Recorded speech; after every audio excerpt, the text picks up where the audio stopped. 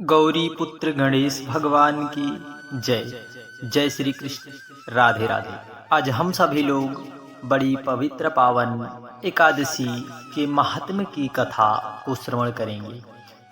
इस फाल्गुन मास के कृष्ण पक्ष की पड़ने वाली कौन सी एकादशी? हमारे शास्त्रों पुराणों में इस एकादशी के महात्म्य की चर्चा बड़े ही विस्तार पूर्वक बताई गई है।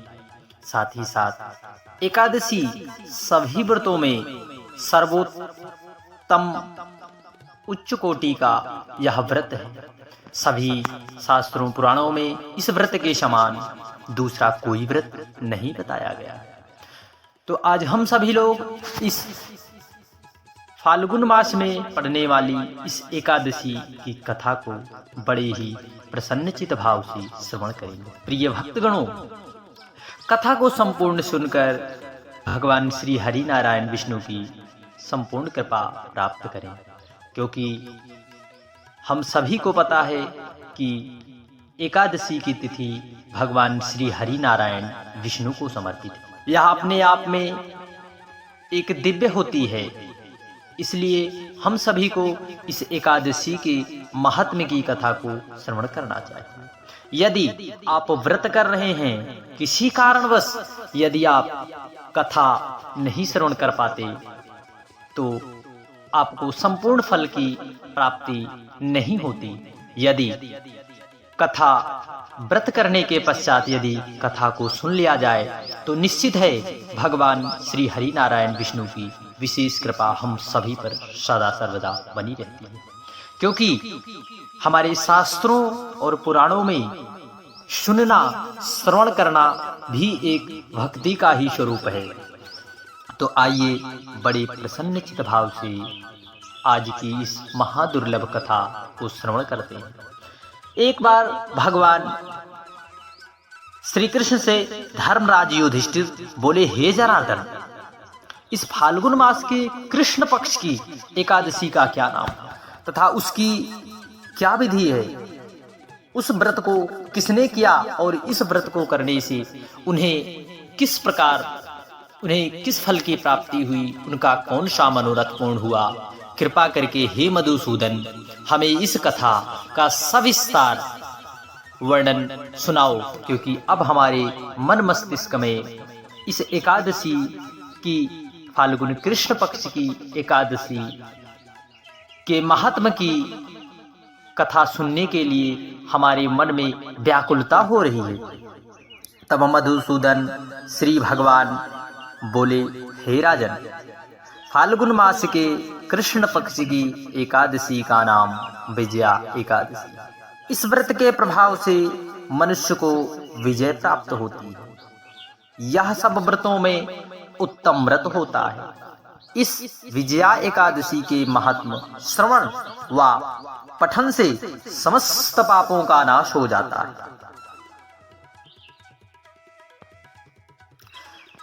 मैं आज वह कथा आपको श्रवण कराऊंगा जो कथा एक बार देवर्षि नारद जी ने जगत पिता ब्रह्मा जी से कहा, महाराज, आप मुझे फाल्गुन मास के कृष्ण पक्ष की एकादशी का विधान कहिए।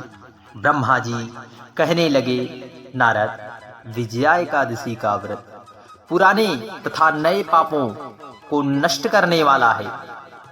इस विजया एकादशी की विधि मैंने आज तक किसी को भी नहीं कही।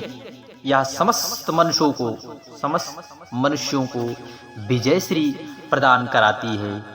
यही वह व्रत है जिस व्रत को त्रेता युग में मर्यादा पुरुषोत्तम श्री रामचंद्र जी ने किया था।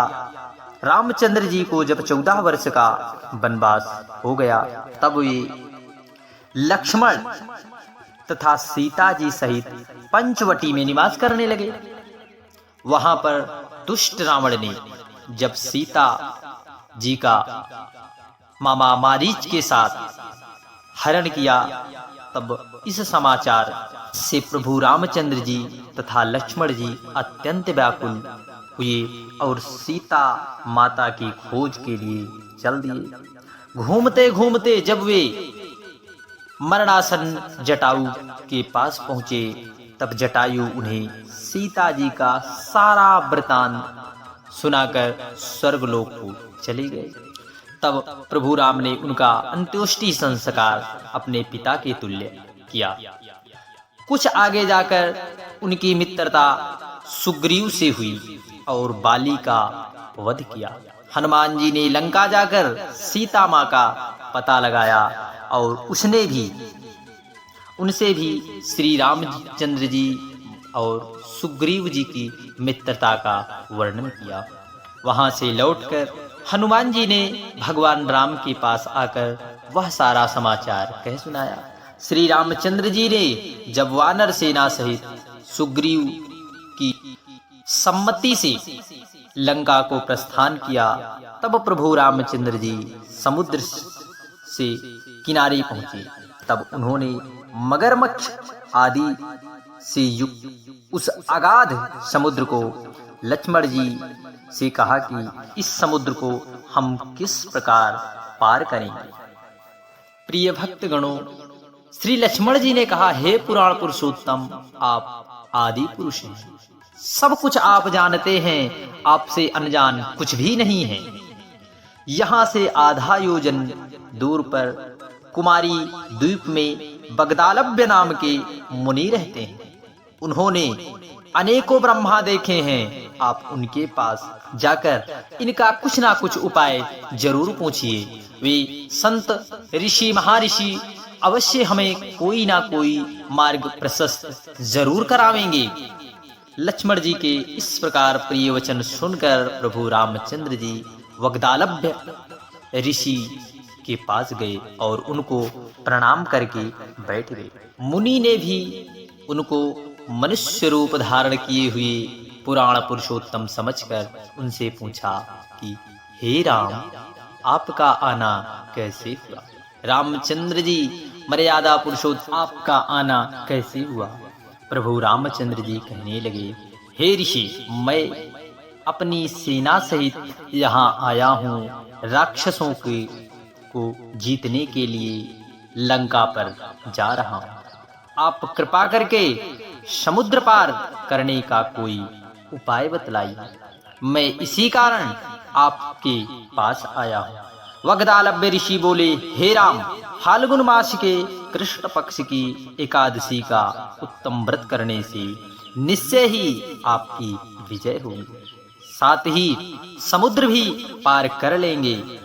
इस व्रत की विधि यह है कि दशमी के दिन स्वर्ण, चांदी, तांबा या मिट्टी का एक घड़ा बनाएं।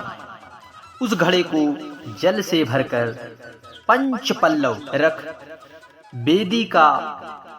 वेदी पर स्थापित करें। उस घड़े के नीचे सतनजा और ऊपर जौ रखें। उस पर भगवान श्री नारायण भगवान की स्वर्ण की मूर्ति स्थापित करें। एकादशी के दिन स्नान आदि से निवृत्त होकर धूप, दीप, नैवेद्य, नारियल आदि से भगवान श्री हरि नारायण का पूजन करें। तत्पश्चात घड़े के सामने बैठकर दिन व्यतीत करें और रात्रि को भी उसी प्रकार बैठे रहकर जागरण करें। द्वादशी के दिन नित्य नियम से निवृत्त होकर उस घड़े को ब्राह्मण को दे। हे राम, यदि तुम इस व्रत को सेनापतियों सहित करोगे तो तुम्हारी विजय अवश्य होगी। श्री रामचंद्र जी ने ऋषि के कथनानुसार इस व्रत को किया और इसी के प्रभाव से दैत्यों पर विजय प्राप्त की। अंततः हे राजन, जो कोई मनुष्य विधि पूर्वक इस व्रत को करेगा, दोनों लोक में उसकी अवश्य विजय होगी। श्री ब्रह्मा जी ने नारद से कहा कि हे पुत्र, जो कोई इस व्रत के महत्व को पढ़ता या सुनता है, उसको वाजपेयी यज्ञ का फल प्राप्त होता है। जय श्री कृष्ण। राधे राधे।